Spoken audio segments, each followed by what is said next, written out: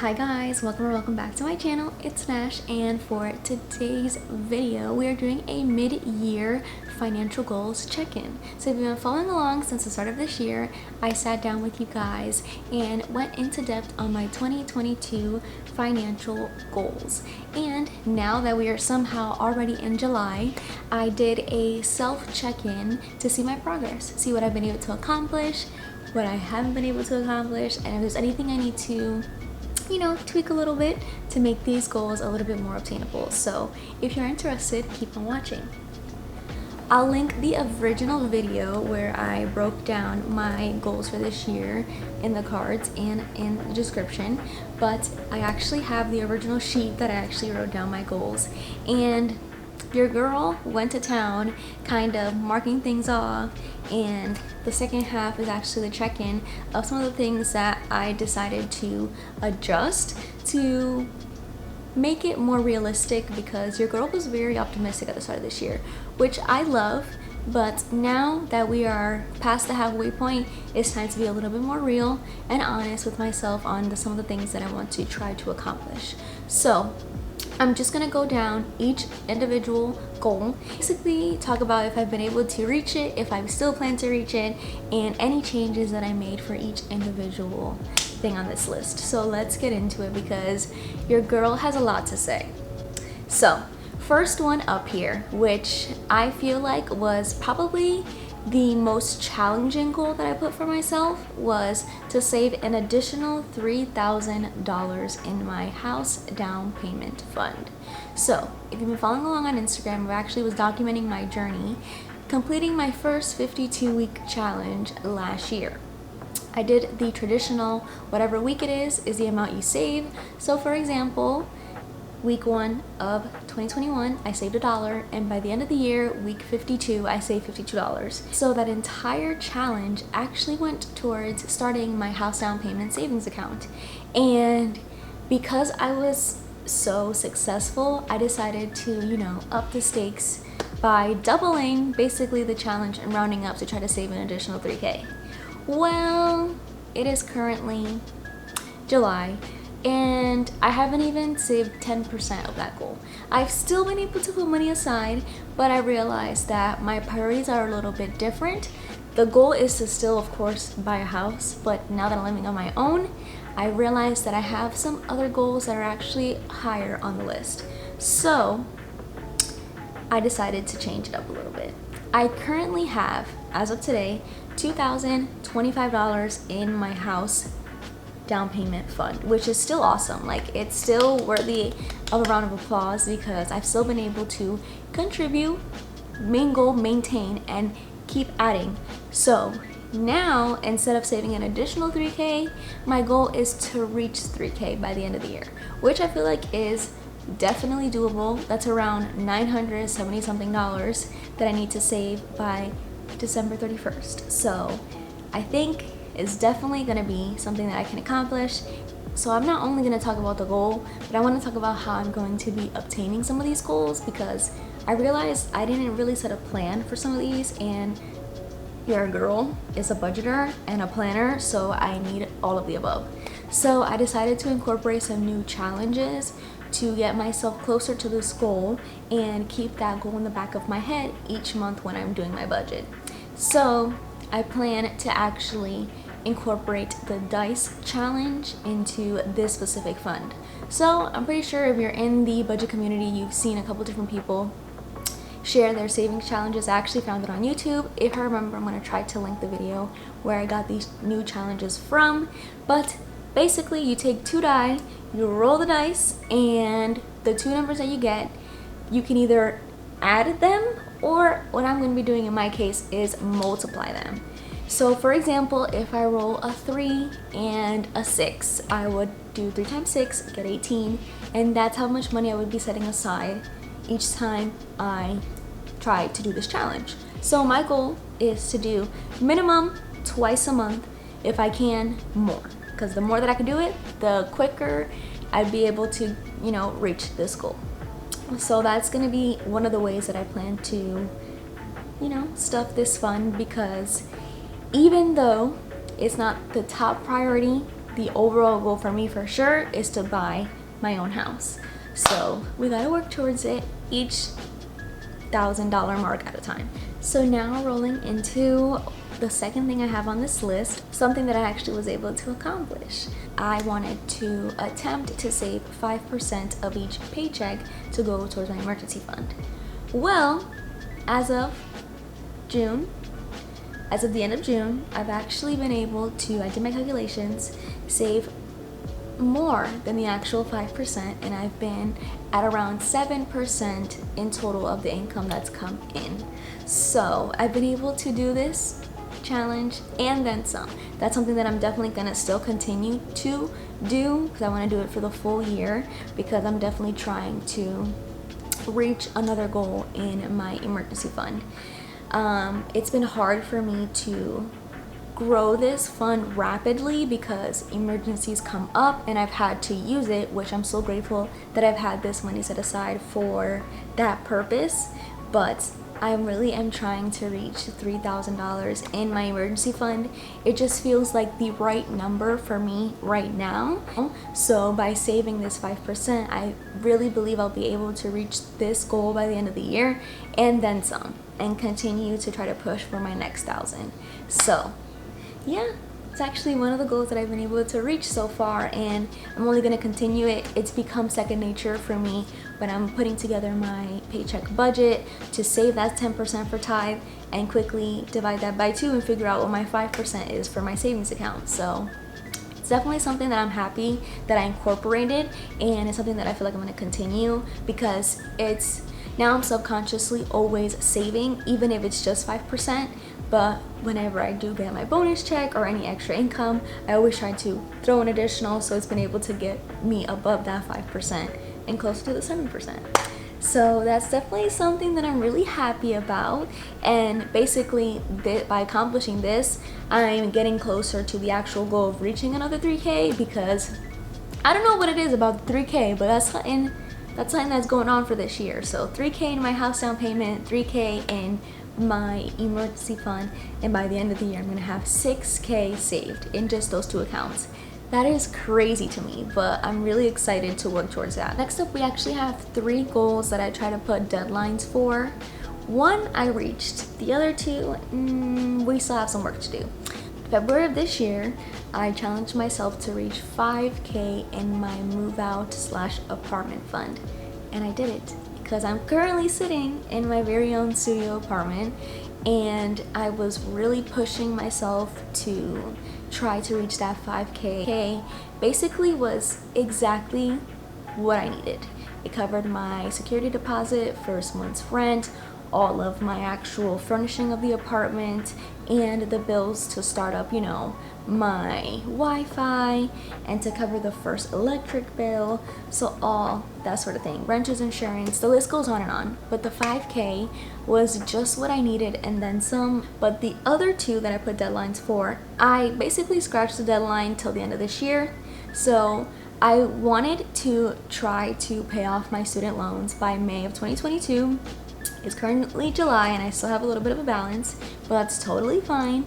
I'm allowing myself to the end of this year to pay off the remaining $1,500, which is not much considering I started at 10K. I'm really happy to wash my hands from that and move on from that debt. This is where the next challenge actually comes to play. I'm going to be incorporating the weather challenge for this one. So basically, the way I understood this challenge is you basically take the weather of whichever day you sit down to actually stuff this challenge, and you take the high temperature. And what you would do is, for example, let's say the high of today was 86. You have the option of taking those 2 digits, 8 and 6, and adding them, or multiplying, which is what I'm going to try to do, since the same way with the dice challenge, I plan to do that minimum twice a month. If I multiply, I get bigger numbers. So for example, 8 times 6 would be 48. So that's $48 I'd be able to put towards my student loans, and as the amount builds up, I can just start throwing bigger payments at it. And the last one that I gave myself a deadline for was for November of this year, and that was to save $800 for Christmas. And each year I've increased the amount that I want to save because I realize that I enjoy that season so much that I want to be able to enjoy it with no worries. So I challenged myself to save $800. It's currently July and I have around a little bit over $220 saved. So I'm not at the halfway mark as I should be, but I'm not being too hard on myself when it comes to this one. I still want to save as much as possible, but if I don't reach the 800, it's totally fine. I have to understand one thing that I've been telling myself, people have to understand that now that I'm living on my own, my priorities when it comes to my finances are definitely shifting. So I'm not going to be able to be as generous as I have been with my family and the people that I give gifts for, but I'm still going to try my best to work with what I have and also be able to decorate my apartment for the first time and buy a full tree and really make this the Christmas for me now that I get to live on my own and basically make all the decisions here, which I'm really excited for the holiday season. So I'm more saving for the home part of Christmas versus the gift part of Christmas, but I still want to try to make it work and get creative this year with the gifts, like make them as budget friendly as possible for the people in my life. The last goal that I actually reached from my list so far was to restart my sinking funds. The fact that I've been telling you that I have around $200 in my Christmas fund only goes to show finally that I've been able to bring out my sinking funds binder again and start to slowly but surely build up some of these funds. I definitely have been trying to be intentional where I put my money, especially when it comes to these sinking funds, because if I don't put a leash on myself, I will have 20 to 30 sinking funds if I could, but I'm really trying to stay 10 or less so that I can be able to put more versus having so many and only be able to put like $5 or $6 in each one, which is totally fine, but I'm trying to build these up with the little that I have extra to work with. So, you know, it's been a lot more strict when it comes to my sinking funds, but I'm really happy that I was able to bring them back because I actually cut them out and depleted them entirely December of last year to actually go towards my move out fund, because if I didn't do so, I wouldn't have been able to reach that goal. So I was like, you know what, I'll do this, and once I'm settled into my apartment, I'll bring it back. And I actually was able to listen to myself and do just that. So I'm really happy that they're back, and hopefully I can only continue to add into these funds and be able to enjoy them when the time comes. So we kind of highlighted the main big picture of the stuff that I wanted to accomplish this year, but I also put some things down that I wanted to focus on month to month that will just make my life easier when it comes to my finances. So for example, I wanted to try to save my change and my $1 bills. That's something that I still want to work towards. I've been able to save like my change whenever I do pay with cash when it comes to my sinking funds and that sort of thing. But now that I'm going to be using a little bit more cash every once in a while, I definitely want to try to incorporate the $1 bills when I receive any change to add into this jar so that I can just save in the little but while I'm saving in the big as well as an account cushion. I don't know what it is when it comes to a buffer or checking account cushion, whatever you want to call it. I suck. When I have more than like $5 or $10 in there, your girl feels the need to use it on something, which is the point of it. Like if I need it, I'm glad that I have it there, but I really want to teach myself to just have a nice buffer, like a nice cushion there that I don't feel the need to use. So I'm definitely trying to just reach the goal of maintaining $25 in there, because eventually I would like to have a bigger amount that's just considered a buffer. It's not a bill, it's not an expense, it's not my fun money, it's just a buffer of like $150, $200. So I need to work on reaching that goal in the small so that when the time comes that I have the ability to have a bigger buffer, I can do it and not be tempted to use it on something else. So that's something that I'm still trying to have in the back of my head to do better on. The last one, which I'm upset about because I was able to do it 5 out of the 6 months, is to avoid any credit card balances rolling over from month to month. I have been on it, especially because that was one of my struggles when I first started budgeting, was the use of credit cards. I have been very intentional about using it, knowing that I have the money to pay it, but this last month I actually used it and had to roll over a balance. So since buying my new car, have actually been doing car insurance 6 months in advance, and the next payment was due June. Well, I was planning to actually switch over to paying month to month. Now realizing how much it would increase my payment, that it just didn't make sense for me, if I'm trying to save money, to end up spending more money paying month to month. So it ended up being an additional like $40+ each month that I just ended up paying it all up front, depleting my car maintenance fund, which was $700, and putting the remaining $700 on my credit card. So I do have a bonus check that I should be getting within the next week or so to pay the remaining off, but I did enter July with a credit card balance because I just wasn't on top of it like I should have been.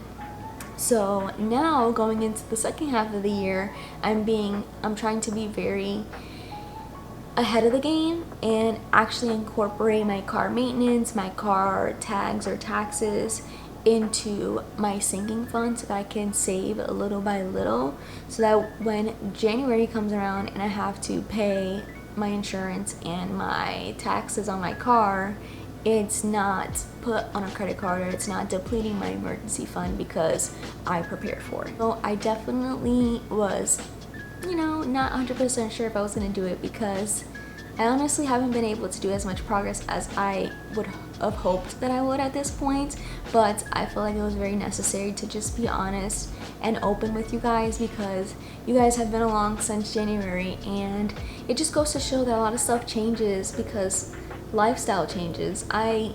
In January of 2022, I was sitting on the floor of my dad's house, not yet moved out, not yet knowing what my lifestyle would be at this point. And who knows where I'll be at in December, but at least now I feel like I'm a lot more realistic. That's one thing that I hope that you guys take from this, because it's awesome to have financial goals, but if they don't actually align with your current circumstances, it's going to be a lot of disappointment when you try to check your progress and you realize you're nowhere near where you thought you would be to reach that goal. I hope you guys enjoyed this video. If you haven't already, please give it a thumbs up, leave a comment down below, subscribe before you go, and share some of your financial goals down below, whether it's a goal that you've already reached or a goal that you're still working for and hope to reach by the end of the year. Let's encourage and motivate each other in the comment section. I would love to see what you guys have cooking up for your finances this year. So yeah, thanks for watching. Bye.